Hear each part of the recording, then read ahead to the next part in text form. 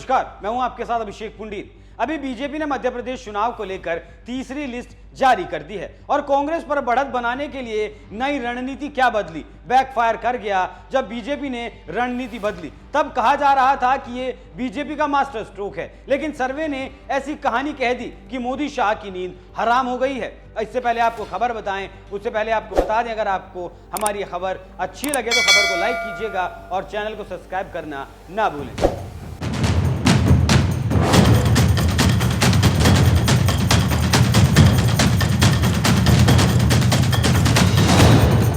लोकसभा चुनाव से पहले 3 हिंदी पट्टी के राज्य बीजेपी और आरएसएस की नींद हराम करने वाले हैं और अगर इन तीनों राज्यों में बीजेपी हारी तो फिर लोकसभा को लेकर काफी दिक्कतें आने वाली हैं। इसलिए बीजेपी मध्य प्रदेश, राजस्थान और छत्तीसगढ़ में अपनी पूरी ताकत झोंकने पर लगी हुई है और अपने तर्कस से सारे तीर छोड़ दिए हैं, लेकिन बीजेपी के तीर निशाने पर लग नहीं रहे हैं। अभी हाल ही में बीजेपी ने अपनी दूसरी लिस्ट में अपने 7 सांसदों और 2 मंत्रियों को विधानसभा के मैदान में उतारकर कांग्रेस को चौंकाने की कोशिश जरूर की, लेकिन ये सब हवा हवाई ही लगा, क्योंकि लिस्ट में 2 दिनों के बाद एक सर्वे ने मोदी शाह को हिलाकर रख दिया। मोदी शाह का मास्टर स्ट्रोक हुआ बेकार, मंत्रियों और सांसदों को मैदान में उतारना पड़ा भारी। सर्वे में मध्य प्रदेश में बीजेपी की हालत खस्ता, कांग्रेस को लेकर जनता में उबाल। मध्य प्रदेश विधानसभा चुनाव के लिए टाइम्स नाउ नव भारत के सर्वे से बीजेपी की नींद उड़ गई है, क्योंकि बीजेपी को सर्वे में सबसे बड़ा झटका लगता हुआ दिखाई दिया और सर्वे में कांग्रेस की सरकार बनती हुई भी दिखी। वहीं कई ऐसे इलाके हैं जहां पार्टी को झटका लग रहा है। महाकौशल, विंध्य और मध्य भारत में बीजेपी को फायदा जरूर हो रहा है, जबकि कांग्रेस को वहां नुकसान दिखाया गया है। लेकिन सर्वे रिपोर्ट के मुताबिक कांग्रेस को सबसे ज्यादा फायदा ग्वालियर, चंबल में हो रहा है। बीजेपी को यहां 4 से 8 सीटें मिलती हुई दिखाई गई हैं। वहीं कांग्रेस यहां बड़ी छलांग लगाती हुई दिखी। कांग्रेस को 40 से ज्यादा सीटें मिलती हुई दिख रही हैं। इसे समझा जा सकता है कि कैसे नए सर्वे ने बीजेपी की जमीन को खिसका दिया है। विंध्य महाकौशल में कांटे की टक्कर।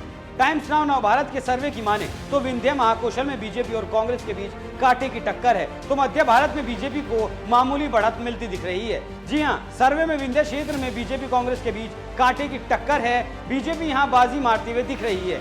विंध्य क्षेत्र की 30 सीटों में से बीजेपी के खाते में 19 से 21 सीटें जाती दिख रही हैं। वहीं कांग्रेस के खाते में मात्र 8 से 10 सीटों का अनुमान है। अगर मध्य भारत की बात की जाए तो यहां पर बीजेपी के खाते में 22 से 24 सीटों पर जीत का अनुमान है। वहीं कांग्रेस के पाले में 12 से 14 विधानसभा सीटें आ सकती हैं। बचे महाकौशल क्षेत्र में बीजेपी और कांग्रेस के बीच टक्कर कांटे की है और यहां दोनों पार्टियों के बीच सीटों का ज्यादा अंतर नहीं है। महाकौशल में बीजेपी को 18 से 22 सीटें मिलती हुई दिखाई गई हैं, तो कांग्रेस के खाते में 16 से 20 सीटें जाती दिख रही हैं। लेकिन असली लड़ाई चंबल ग्वालियर इलाका है, जहां पर बीजेपी बुरी तरह से हार रही है।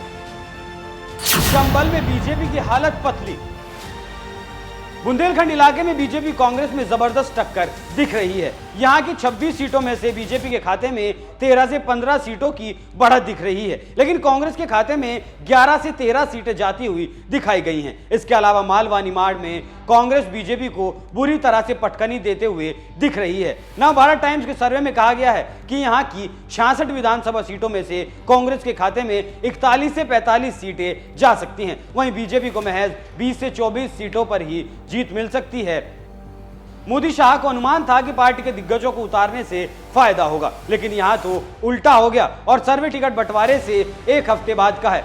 इससे आप समझ सकते हैं कि मध्य प्रदेश में बीजेपी की हालत क्यों खराब होती जा रही है। यहाँ पर एक दिलचस्प बात आपको और बताते चलें कि ज्योतिरादित्य सिंधिया के गढ़ ग्वालियर, चंबल में बीजेपी को सबसे बड़ा झटका लगता हुआ दिख रहा है। यहाँ बीजेपी के खाते में महज 4 से 8 सीटें जाती हुई दिख रही हैं। कांग्रेस के खाते में से 26 से 30 सीटों का अनुमान है। इससे आप समझ सकते हैं कि मोदी शाह क्यों परेशान हैं और इसका कारण क्या है। लेकिन देखना दिलचस्प होगा कि आगे रिजल्ट क्या आता है। ये तो सिर्फ सर्वे है, आखिरी फैसला मध्य प्रदेश की जनता को करना है। आप इस खबर पर क्या राय रखते हैं? अपनी राय हमें कमेंट कर जरूर बताइएगा। नमस्कार।